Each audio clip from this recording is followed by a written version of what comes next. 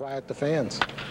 Some excellent matchups in the American League tonight. First off, the New York Yankees won again, blanking Minnesota 4-0. Ron Guidry won his 12th of the year. Texas is leading Boston down in Arlington by a pair in the 7th, while Baltimore leads Chicago in the bottom of the 9th 6-4. Detroit beat Oakland by that same count. Kansas City looks like they're going to sweep a pair from Milwaukee. They won the front game 3-1 as Hal McRae drove in 2 of those runs. And the Royals lead the nightcap 3-0 in the 8th. Paul Splittorff lost a no-hit bid in the 8th. Seattle beat Toronto this afternoon by a run. In the National League, Philadelphia blanked Cincinnati in Veterans Stadium. Bake McBride had all 3 RBIs. Jim Lonborg tossed a 5-hitter. Houston is down Montreal by a 5-2 count.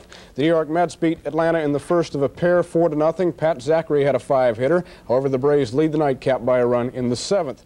Pittsburgh is trailing Los Angeles out west in the second inning of play 2-0. St. Louis and San Francisco are early in that one, and Chicago trails San Diego 1-0 there in the 5th inning of play.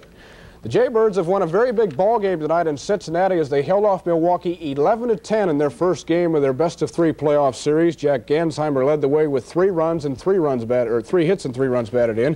And because of the fences being 315 feet deep, only 1 home run was hit. The Jays will play Milwaukee again tomorrow afternoon.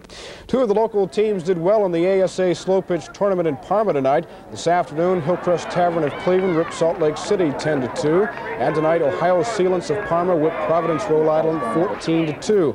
However, Lakewood's Holy Name Society was defeated by Kansas City 14-6. Defending national champion Warren Motors of Jacksonville, Florida, flexed their muscles tonight, downing Indianapolis with ease 21-5.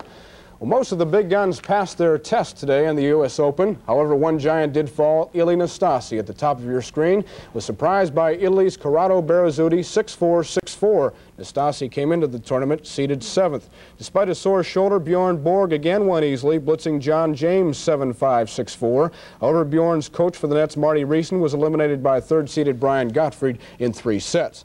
And on the distaff side, Billie Jean King had problems, but did manage to subdue Ann Smith of Dallas 6-3, 3-6, 7-5. Chris Everett and Sue Barker won handily.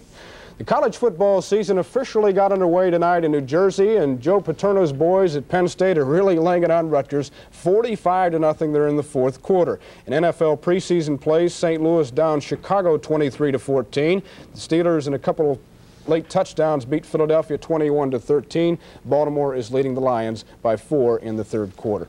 And for the 3rd time in 2 days, the Buffalo Braves have swung a deal. John Gianelli has been sent to the Milwaukee Bucks for a #1 draft pick in either 1979 or 1980. The Braves will get to make that choice, and they're going to be tough, Tim. Okay, thanks, Fred. The 10th annual Oktoberfest officially got underway at the Berea Fairgrounds this evening with a wedding. The wedding of Dawn Miller and Tom Harrell. They followed in the footsteps of a prince and princess at the very first Oktoberfest in Munich 167 years ago. The couple invited 85 guests, but hundreds more attending the festival watched the ceremony. More than 300,000 people are expected during the 4-day Oktoberfest, the most popular ethnic festival in this part of the country.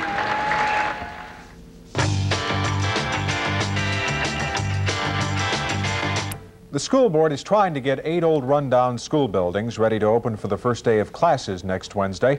The worst of the schools is Addison Junior High. Now, it'll probably pass health and safety checks, but at best it's not going to be much of a place to go to school. Comment on how the courts and the school board got children into this mess in tonight's editorial from News and Public Affairs Director Virgil Dominic. The unfortunate events surrounding the failure of the Cleveland School Board's efforts to close 8 schools may not turn into a total loss. If anything, it proves there's a lesson to be learned by both school officials and the court.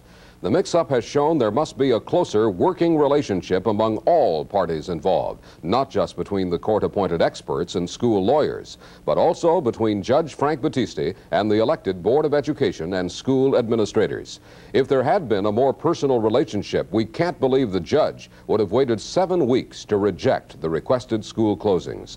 The indecision not only created mass confusion for parents and children, it also will cost the already financially pinched schools as much as $2 million to prepare and keep the buildings open, and not 1 penny of that money will do anything to improve the quality of education. As we said, the unfortunate turn of events hopefully will bring on a better understanding between the court and school officials. If it doesn't, the desegregation process which lies ahead will be more difficult than it need be. That's our news at 11. Be sure to join Jim Finnerty and Kathy Adams for NewsCenter 8's Weekend News at 6 and 11. Have a safe and happy holiday. Have a nice weekend.